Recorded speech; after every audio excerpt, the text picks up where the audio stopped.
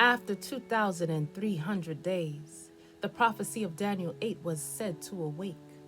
In the autumn of 1844, when men and women left their homes and shut their doors, never to return, that's what they had in mind, to afflict their souls for this moment in time. And the midnight cry was heard all through the streets.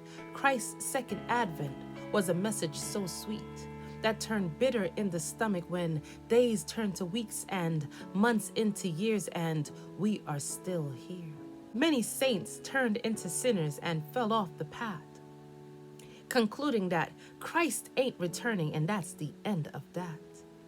Yet some said, God ain't man that he should lie. We must have been mistaken. Now let's search why. And in a season of prayer and diligent search, their minds were brought back to Daniel 8 and the 14th verse. That the cleansing of the sanctuary was not the one on earth, not the one pitched by man in this earthly dirt. That a meeting had taken place in the heavenly throne, and there in the most holy is where Christ Jesus had gone. They were shown the beginning of the pre-judgment phase at the end of the 2,300 days.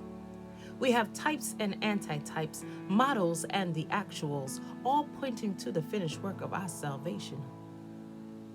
When the children of God were wandering in the wilderness, they brought a lamb to the priest to show their heartfelt willingness.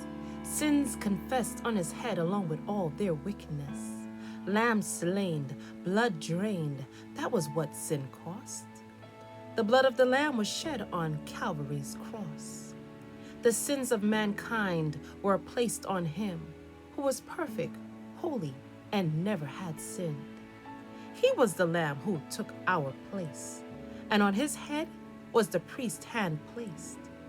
But the blood, like an old, had one last job to do. It did away with the old and brought in the new. We have types and antitypes, models and the actuals, all pointing to the finished work of our salvation. On the Day of Atonement, the high priest went in, the most holy place, to blot out all of their sins. Once a year, there was this cleansing of the sanctuary. This last work was both important and necessary. On this date, God decided each man's fate.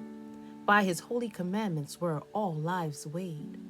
Those who took the time to fast and pray, to afflict their souls on that solemn day, found their sins forgiven and taken away. These things happened to them as an example, warning us that God's law we must not trample. And the midnight cry has been sounded again, 'cause when that sanctuary is cleansed, this world's probation will end. Then all would have made a choice to accept or decline, their fates eternally determined in this investigative time.